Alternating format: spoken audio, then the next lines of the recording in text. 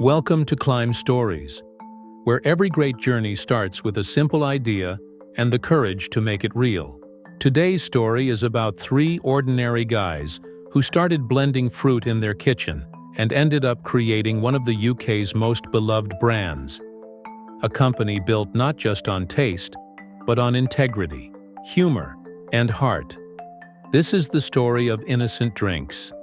How three friends went from selling smoothies at a music festival to leading one of the world's most ethical beverage companies.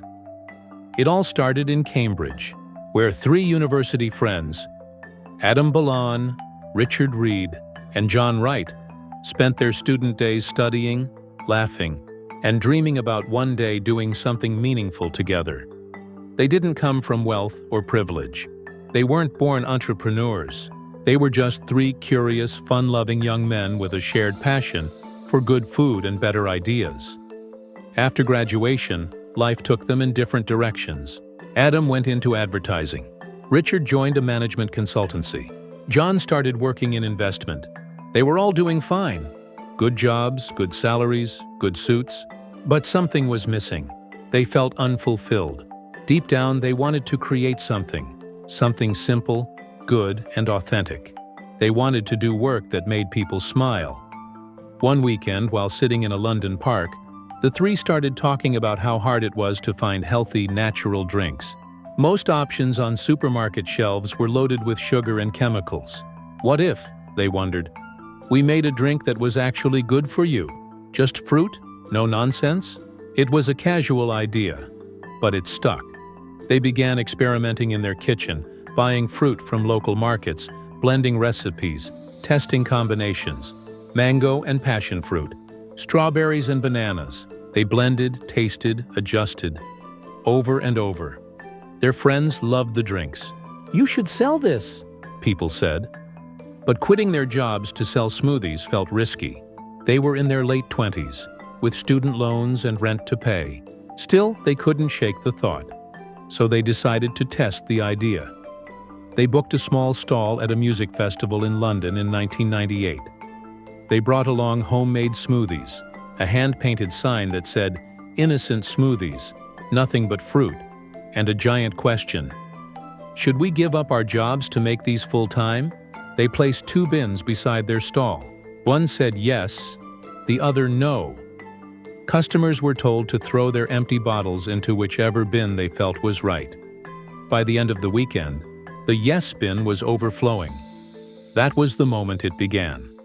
The next Monday, they quit their jobs, and Innocent Drinks was born. They had no office, no experience in manufacturing, and very little money. They rented a small space, borrowed blenders, and worked 18-hour days making, bottling, and delivering smoothies themselves. In the beginning, even getting supermarkets to take them seriously was a challenge. Buyers told them their drinks were too natural, that consumers wanted longer shelf lives and artificial sweetness. But the trio held firm. No additives, no preservatives, no compromise. Their philosophy was simple. Make natural, healthy drinks that taste amazing and do business the right way. That clarity became their compass. Soon, small independent cafes began stocking their smoothies. Word spread. People loved not just the product, but the personality. Innocent Drinks didn't sound like a corporation. They sounded like a friend. Every bottle came with witty, friendly text, cheeky jokes, lighthearted messages, playful honesty. Even their customer service line read, "Call the banana phone." This voice made people feel something. Trust, warmth, authenticity. It wasn't marketing. It was storytelling. As sales grew, they started supplying big retailers like Waitrose and Tesco. Demand exploded, but growth brought new challenges: sourcing fruit, maintaining quality, scaling production. The founders refused to cut corners. They believed success meant nothing if they had to sacrifice their principles. Their vision wasn't just to sell smoothies. It was to build a company that was good for people and the planet. They focused on ethical sourcing, recyclable packaging, and carbon-conscious logistics. They wanted Innocent to be a force for good, But keeping those values wasn't easy when competitors with deep pockets entered the scene. Big beverage companies started launching their own smoothie brands. Some tried to buy them out early on, but the trio refused to sell. They stayed independent for over a decade and kept growing.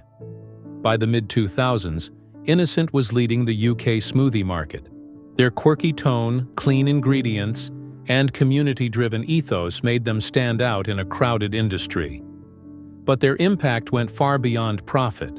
They created initiatives like the Innocent Foundation, donating 10% of profits to charity projects around the world.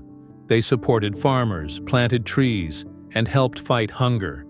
Their belief was that business should be a part of the solution, not the problem. Still, their climb wasn't without hardship.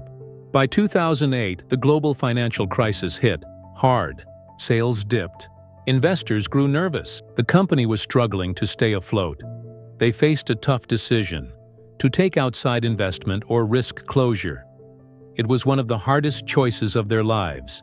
After much debate, they decided to partner with the Coca-Cola Company, selling a minority stake in 2009. Critics accused them of selling out. Fans felt betrayed. How could a company built on ethics partner with a corporate giant? But Adam, Richard, and John stood by their decision. They said, "We can do more good with the right resources." They negotiated a deal that allowed them to keep control of their values and vision. They stayed in charge of the company's operations and continued their mission-driven culture. And it worked. With Coca-Cola's distribution power, Innocent expanded across Europe. Their sales grew, but more importantly, their social impact grew too. They went fully carbon neutral, switched to 100% recycled plastic, and kept donating millions to global food security programs. They also launched The Big Knit, an annual campaign inviting people to knit tiny hats for smoothie bottles. For every hatted bottle sold, Innocent donated to Age UK to help keep elderly people warm in winter. What started as a fun idea became a nationwide movement. Over 7 million hats knitted and millions raised for charity. Their purpose-driven innovation didn't stop there. Innocent opened Europe's first carbon-neutral factory, nicknamed the Blender, using renewable energy and sustainable water systems, from a stall at a music festival to a global brand. Recognized for doing good, their climb was extraordinary, but their real success wasn't measured in sales. It was measured in smiles, impact, and trust. They showed the world that business can be lighthearted and meaningful, that you can make money and make a difference. Their culture remained playful.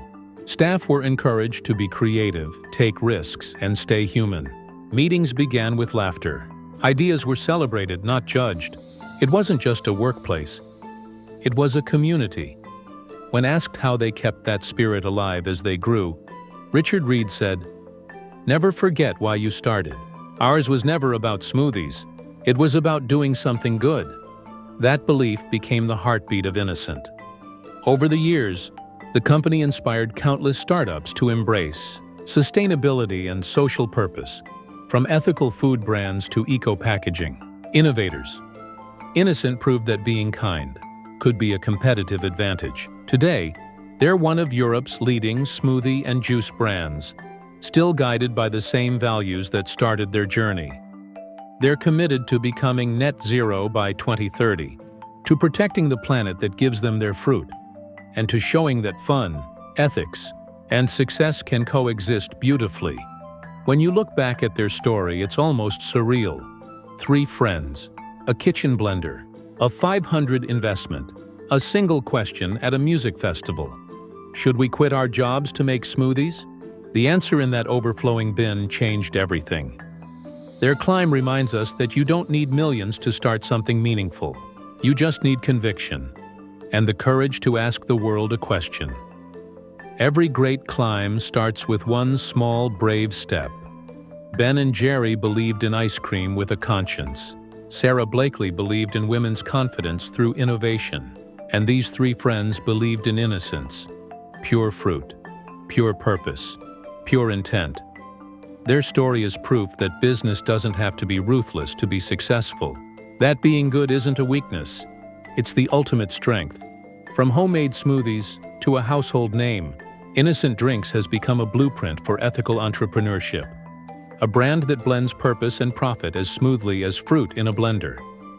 Their journey teaches us this: start small, think big, stay good, because what truly matters isn't how much you earn, but how much good you do on the way up.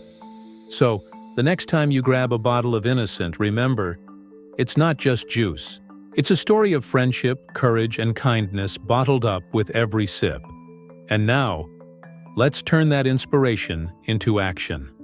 If you believe in building your dreams with purpose, if you want to climb not just for success, but for significance, then this is your community. Subscribe to Climb Stories. Follow for more journeys of courage, creativity, and impact. Because like Innocent Drinks taught us, the world doesn't need more companies. It needs more good ones.